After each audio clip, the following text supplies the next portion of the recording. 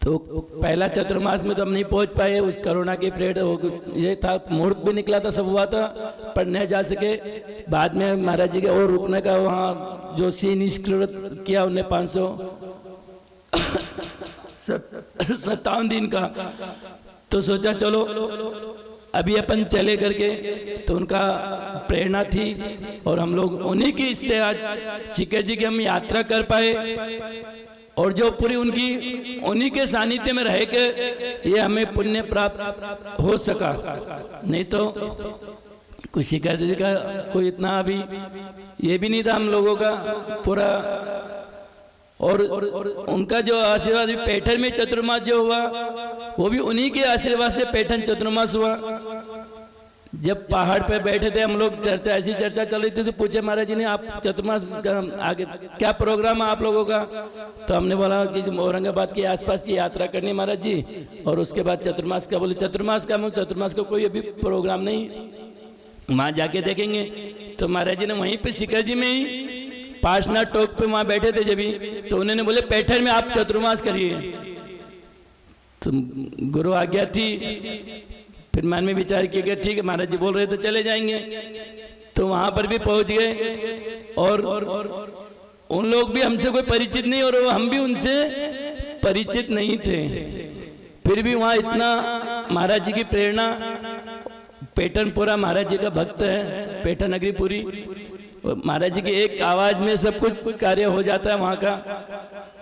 महाराज जी का वहाँ ऑर्डर गया कि भी इन संग आ रहा है, उनको चतुर्मास करवाना है, तो उनके सानिध्य से अभी हम लोग उनके आशीर्वाद से वहाँ चतुर्मास करके अभी ये चले अपने उद्गांव में पहुँचे हैं। इनका इतना वात्सल्य, इतना प्रेम, जितना इनके बारे में कहे कम। आज सीकर जी में देखो हर साधु कुछ न कुछ कहीं भी चतुर्मास करता है, कुछ भी करता है, तो अपने स्वयं की जोड़ाव में ज्यादा रहते हैं। बाकी इनका जो है जहां भी जाए वो उस क्षेत्र को चमका देते हैं। आज सीकर जी को देखिए, स्वर्ण भद्रकूट जो नाम था उसका स्वर्णभद्र, बाकी कूट स्वर्णभद्र नहीं थी, पर आचार्य श्री वहां उस कूट को पूरा स्वर्णमय बना दिए। देखो शिव जी पे कार्य करना, और वो भी पहाड़ पे, आसान नहीं है। इनकी बस साधना से ही हर कार्य वहां होते गया। चोपड़ा कुंड की जो ताले लगे थे वहां पूरी भगवान ताले में थे, देखकर ऐसे दुख होता था। वो महाराज जी ने वहां ताले खुलवा दिए वहां के भी, और पूरा चमका दिया वहां का। वो तो और भी कार्य हो जाते वहां से थोड़ा, बस नहीं तो इतना बढ़िया वहाँ ये हो जाता था। अच्छा अभी रूम वैसे तो हो ही गए सब, एक बार का कोई भी साधु अभी जाता है तो वहाँ रुक के अपनी वंदना कर सकता है। जो बुजुर्गदार साधु है जो नहीं चढ़ सकते, ज्यादा नहीं कर सकते, वहाँ भी वहाँ पर जाके भी रूम, 2 रूम हो गए, हॉल हो गया, तो वहाँ एक बार चतुर अपना वो रह के यात्रा कर रुक के वहीं चौका करके आहार करके वंदना कर सकता है। नीचे 20 पर कोठी पूरी चमका दिए। वहाँ मंदिर देखो तो पूरे मंदिर, पीयूष सागर महाराज जी ने भी वहाँ बहुत, महाराज जी तो साधना में थे सब ऊपर में, बाकी उनके आशीर्वाद से पीयूष सागर महाराज जी ने पूरा मंदिर, बस ऑर्डर मिलता था महाराज जी का इशारा और उनका काम। हम लोग वहीं साथ में रहे, बहुत उन लोगों का वात्सल्य मिला। पीयूष सागर महाराज जी को पूरा वात्सल्य रहा, हर जगह जाते बस एक ही पट्टाधीश। हमारे को वहां कभी किसी ने नहीं बोला, यहाँ आके वापिस सीकर जी में हर कोई साधु वही पट्टाधीश। तो अभी जब भी सीकर जी में हम लोग पहाड़ पे थे तब भी आचार्य जी ने बोले थे कि मेरे को अगला चतुर्मास उद्गांव में है, उस उद्गांव को भी मेरे को दुल्हन बनाना है बोले। वहां सीकर जी में पहाड़ पे बोले थे, और यहाँ आके हमने देखे, हम पहले भी यहाँ आ चुके कई बार, क्योंकि हम यहाँ आसपास में चलेंगे, आसपास में ज्यादा रहते हैं, तो यहाँ आए जब देखा तो, और अब अभी यहाँ आज आए जब देखा तो बोले कहाँ पर प्रवेश कर रहे हैं। ऐसा लगा पूरा एकदम चेंज, पूरे एकदम दुल्हन जैसी क्षेत्र को बना दिया। कितना फास्ट काम हुआ समझ लो यहाँ का। ये सब तपस्या और उपास।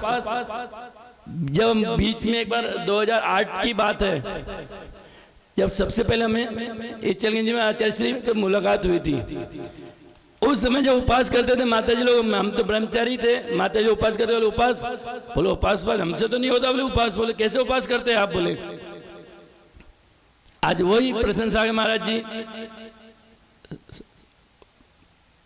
आचार्य सन्मति सागर महाराज, उनका जो हाथ इनके ऊपर रखा और आज यहीं से वो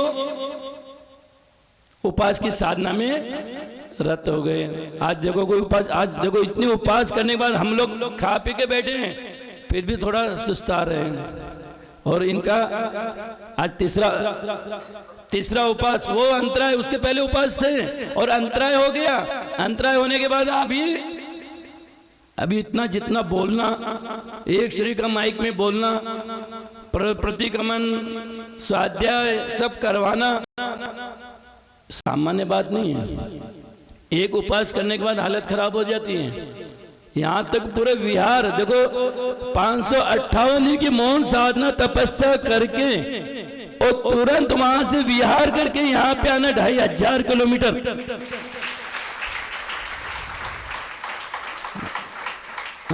वो भी रोज आहार नहीं था उनका, उसके बाद भी विहार में भी उपास की साधना चालू थी। एक उपास, दो उपास, कहीं अंतर गया तो भी 2-2, 3-3 दिन उपास में, वो भी कम नहीं चले, कुछ समय कम था। फरवरी 23 फरवरी को कुछ वहां से निकले और यहाँ पे 29 जून को यहाँ पहुंचे। हम लोग 28 जून को वहाँ पैटर्न पहुंचे, महाराज जी 29 जून को यहाँ पर। एक दिन हम बाद में निकले थे, महाराज जी एक दिन पहले निकले थे, हम लोग एक दिन बाद निकले। हम लोग एक दिन पहले पैटर्न पहुंचे और महाराज जी एक दिन बाद यहाँ पे उदगांव में पहुंच गए। 2500 किलोमीटर चलना, धूप का समय, फरवरी के बाद मार्च अप्रैल में पूरा धूप, गर्मी, इतनी भयंकर गर्मी में चलना, और वो उपास के इसमें 25-30 किलोमीटर। सब माता जी इन लोगों की तो वो भी उनकी नई दीक्षा थी, सब पहले बार ही उनका विहार हुआ। सब माता जीओ का भी पहले बार विहार हुआ जिसमें इतनी साधना, इतना चलना, उन लोग ने भी पूरा चले सब। ये सब साधना क्या है? गुरुओं का आशीर्वाद, दो गुरुओं का आशीर्वाद। महाराज जी सब थे ना साथ में ही, पूरा संगी था। नहीं आपने बाकी परिमल सागर जी सब पूरा, इनकी पहली बार दीक्षा होने के बाद इतना लंबा विहार करना और साथ में 25-30 किलोमीटर चले, सामान्य नहीं। ऐसे पुरुषोत्तम सागर महाराज जी का हाथ, समाधि सम्राट आचार्य सन्मति सागर महाराज जी का हाथ, दो आचार्य का हाथ है। और वो देखो भक्ति, गुरु की भक्ति रही तो हर कार्य की सिद्धि होती, नहीं होती ऐसा भी नहीं है। उनको कूट के भरी हुई उनको ऊपर, उन्हें कूट के भक्ति भरी है उनको। सन्मति सागर महाराज का नाम लेकर जो भी कार्य करते हो उनका कार्य सफल होता है। आज यहाँ पर पूरा सन्मति सागर महाराज जी का पूरा मंदिर स्वर्ण में ही बना दिया, पूरा का पूरा। देखकर एकदम ये मंदिर देखिए आप, ये पूरा का पूरा मंदिर, भाव लगते हैं यहाँ आने के बाद, ऐसा लगता है कि कहीं क्षेत्र पे आए हैं अपन। तो ऐसी साधना, उपास, बस हम भी यही चाहते कि भाई अपन एक उपास करे तो विचार करना पड़ता है। विहार है तो विहार में तो बिल्कुल विचार ही नहीं करते कि उपास करना है करके। एक जगह रहे तो फिर भी थोड़ा सा उपास कर ले, बाकी विहार में खाकर भी तो हालत खराब हो जाती है। और इनकी साधना में अभी मुनि महाराज जी, अपने प्रगल सागर महाराज जी, हम भी उनसे परिचित नहीं। अभी सुशील भैया जी 2-3 दिन से हमारे पास आ रहे थे, रास्ते में श्रीफल चढ़ाई महाराज जी आपको उदगांव के लिए आना करके। तो जब भी आते हो बोलते महाराज जी ने आपको नमोस्तु कहा है। मैं महाराज जी परिचय नहीं, फिर भी उनकी उदारता, मन, इतनी सरलता भी देखिए। मैं देखा यहाँ बैठे बैठे भी 1 मिनट में खाली नहीं। अभी उम्र देखो, ये उम्र उनकी 70-65, 64 की उम्र में फिर भी इतनी साधना करना, श्लोक पूरे कंठस्थ रहना, बड़ी आजकल अभी हम लोगों को देखे तो हम लोगों को भी नहीं हो पाती है। बाकी इनकी उम्र में भी ये भी साधना में इतना ये है, याद है, सब है, बैठे बैठे लिख रहे थे अभी भी। ऐसी अच्छा है भैया, भावना रहे और आगे जो उनकी इच्छा है, जो मंजिल उनको प्राप्त करना है, वो उनको मंजिल प्राप्त हो, यही भावना से जय बोलो महावीर भगवान की। अंतर्मना आचार्य श्री प्रसन्न सागर जी महाराज की। जिन्होंने अनुमोदना करते हुए